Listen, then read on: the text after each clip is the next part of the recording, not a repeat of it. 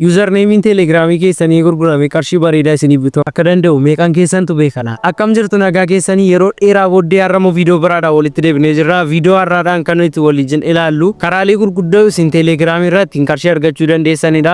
Maarree sana dura namoonni peejii kana afaaraa taatan peejii kana irratti wantoota akkasii warraa barachuu dandeessanii fi life experience isiniif ta'uu danda'an jedhamu waliin ilaalla. Sababa ta'eef namoonni peejii kana afaaraa taatan peejii kana subscribe share gochuudhaan eegaa. Inni tokkoffaan cryptocurrency dha.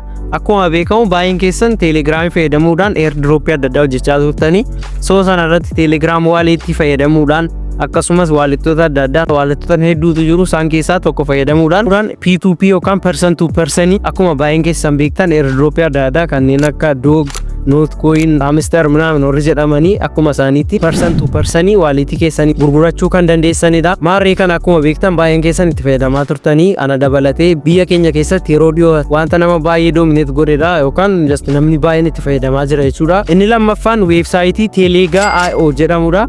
Akkuma beekamu Telegaa.io kanarratti namoonni chaanaalii yookaan gruupii adda addaa qabdanii Telegaa.io websaayitii kanaan seentanii sign up gochuudhaan register taatanii erga verify gootanii booddee national ID passportii fi internationally wantoota akkasiirraan erga verify gootanii booddee Telegramii yookaan gruupii warra qabdan achirratti advertisementiin adda addaan gadhiifama. Nama advertisementii sana qopheesse hojii walii galuudhaan $1 $2 ta'uu danda'a. Walii galtanii Telegram channel yookaan gruupii keessan irratti share gochuudhaan qarshii argachuu dandeessu.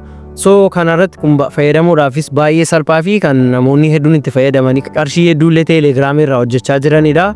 So kana raafilii isaan dubbadha. Namoonni kana keessaa kamirratti detailii akka viidiyoo isiniif hojjetamu barbaadan koomentii irratti kanarratti nuuf hojjedhu jedhaatii naaf barreessaa. Inni sadaffaan weebsaayitii fragment.com jedhamudha.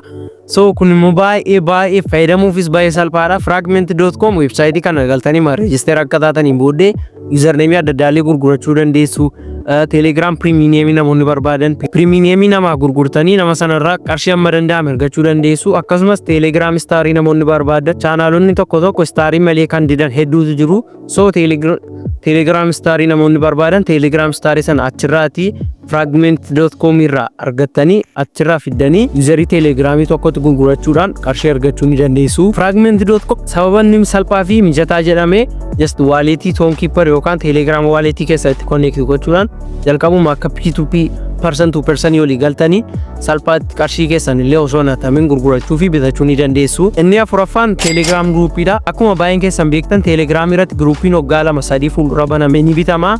So gruupii akkasiillee bittanii internationally doolaariidhaan illee gurgurachuu dandeessu. Biyyuma keessatti illee qarshii muraasa irraa argachuudhaan bittanii qarshii irraa argachuudhaan nama biraatti gurguruu ni dandeessu. So kun immoo kan namoonni hedduun keenya illee itti fayyadamnuu fi annuunfaa qotti kanan itti fayyadamaa jirudha. Inni shanaffaan Telegram channel yookaan gruupii membarii yookaan subscribers baay'ee qabu yoo qabaattan Telegram channel keessan irratti nama suuqii qabu yookaan nama qodaa wayii gurguru wajjin walii galuudhaan qodaa sana fakkeenyaaf bilbila wayiitu gurgurama yoo ta'e bilbila kana qarshii 20 gurgurama yoo ta'e isin immoo 21 jechuudha jettanii Telegramii keessan irratti maxxansuudhaan namni dhufe yoo bite akka komishiniitti gatii namichi ittiin gurguru sanaa ol yoo argattan yookaan persentii amma kanaa ittanii namicha abbaa suuqii yookaan abbaa qabeenyaa wajjin erga walii galtanii booddee qodaan sun erga gurguramee qarshiillee karaa kanaa argachuu ni dandeessu. So karaawwan armaan olitti ilaalle keessaa kam akka jaallattanii fi kamirratti viidiyoo diiteelii akka isiniif hojjedhu yoo barbaadan koomentii irratti naa barreessaa. Subscribe share gochuun dagatinaa. Galatooma.